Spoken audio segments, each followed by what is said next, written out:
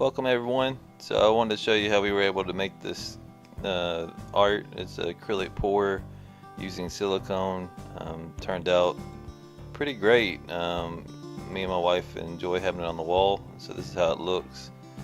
And just to get into how we built this, so this is a 3-inch border canvas. And it turns out good with the nice shadows on the sides because it's the 3-inch, and so we stretch our own canvas. This is some of us building it, and there's my son giving me a hand, which is always great if you can get your kids involved in art in any way. So he helps me build things sometimes.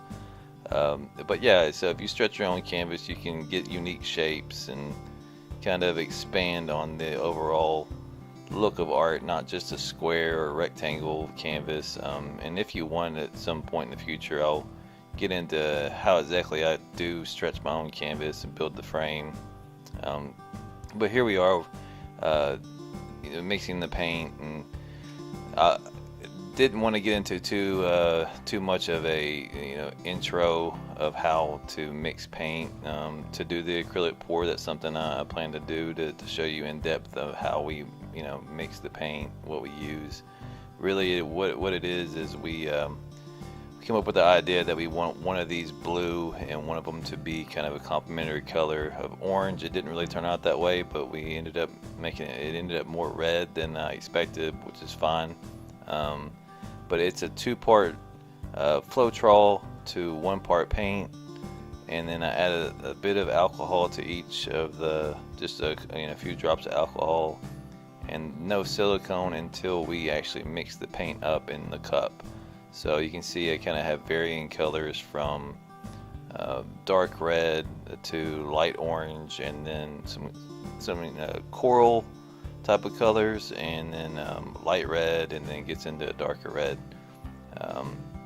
So I sped up the video here just so it wouldn't take a lot of time to get through the mixing part. But about halfway in, I do throw in a few drops of silicone. Not really necessary to do that. You can just add it in at the end. 4 or 5 drops usually does the trick. We added 3 in between there, and then some white just to get some light colors mixed in.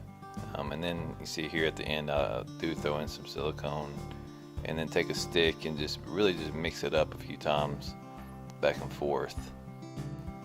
So I do encourage you to take a try at this. It's really not that hard. It's really been something fun for me and the family to take on. And if you do decide to take this on, it really is just a matter of the longest it takes is mixing the paint at the beginning.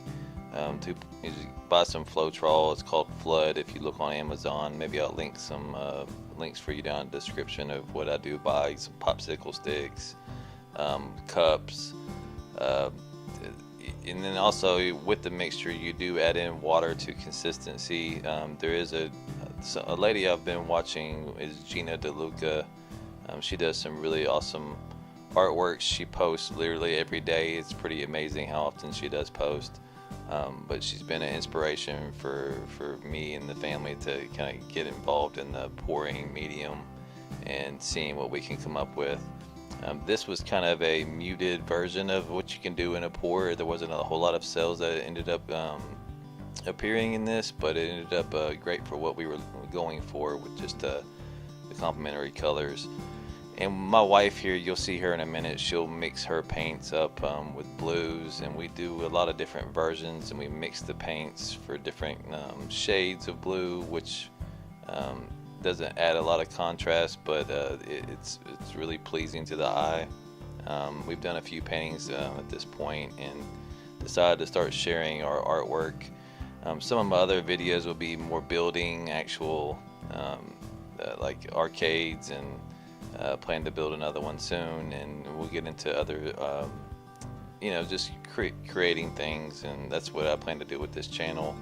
If you're watching this, we will be doing plenty of acrylic pours and posting them here as often as possible. I'm thinking every week because we usually do one a week.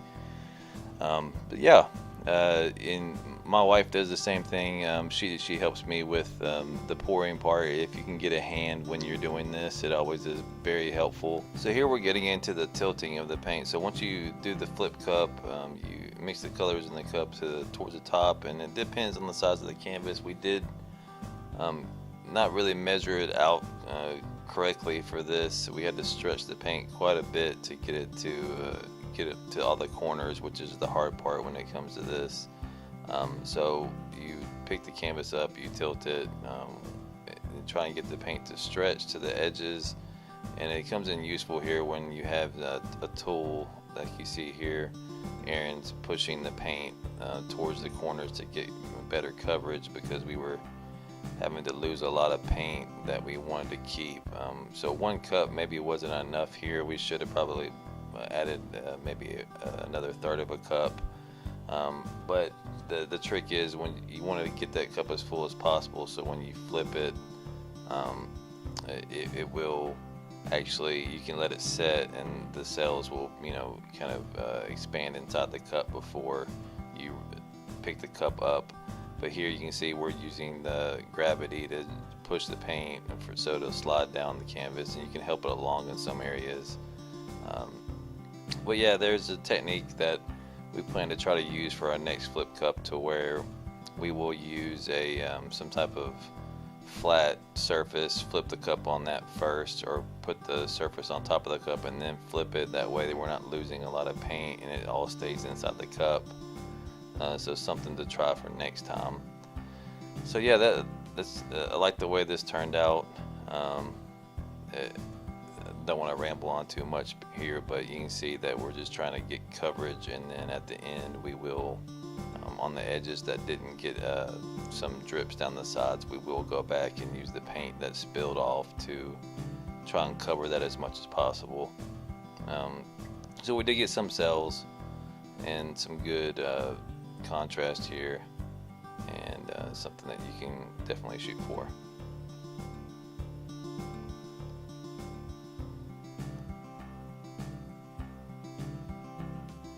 So you can see me here, I'm going back and adding in some paint, and just to get coverage on the edges, and it can get fairly messy, so make sure you've got something to catch the paint as it falls.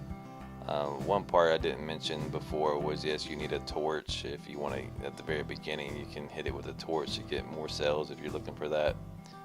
Here my wife's going into her cup, and she starts out, and we do have some grays mixed in here just for, instead of just all blue, we wanted to add in some different colors. So she's alternating grays here, which turned out to be a great idea.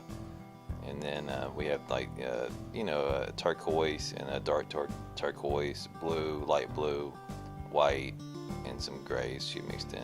And right here I think she throws in a couple drops of silicone, and then back to the gray, and then blue. So it's just totally get creative with it. Some colors will fall to the bottom, and some colors will, like this white, you'll see it, she puts more pressure on the bottle to shoot it down towards the bottom of the cup, which can get some good effects. And then she'll add some silicone here, and then she takes a stick like I did before and just mixes it up a few times. She likes to do a little more maybe mixing than I do. It just depends on what you're looking for. So you can see here she flips the cup over, lets it set, puts some pressure on it, taps it a little bit, and that kind of gets the paint moving inside the cup. Let it set for a few seconds, depending on how long you want to try it. We really haven't perfected the technique by any means, but as far as flipping it over, you really don't want it to splash a lot when you do it, but we didn't really have much of a choice here. We've gotten good results either way, so I'm not sure it really matters too much. But after a while, you pick the cup up, let everything flow off. You can try and pick it up at an angle, whatever you want to try to do, but just try and keep all the paint on the canvas so you can use it. Don't want to lose a lot of paint. That's always frustrating. Hit it with a torch while it's all kind of sitting on top of the canvas and expanding out slowly, and you'll get some cells popping up. A lot of that's due to the silicone. You cannot use silicone, that's completely fine. I've tried both ways, and It's good either way, honestly. So yeah, if you there's a technique. I mean, once it starts, you see kind of what it looks like. You can decide which way you want it to flow, and what you want to stretch, what you want to keep, what you don't. Here we want to just keep everything because we don't have enough paint on the canvas, so we were kind of struggling on that front. So planning goes a long way, people. So you just plan out your amount of paint you're going to need. It really varies on the size of the canvas. Also, you can prime your canvas with a certain color if you wanted, and that way the paint will flow a little easier. If it's a dry canvas, you will struggle a little bit more to keep everything that you like.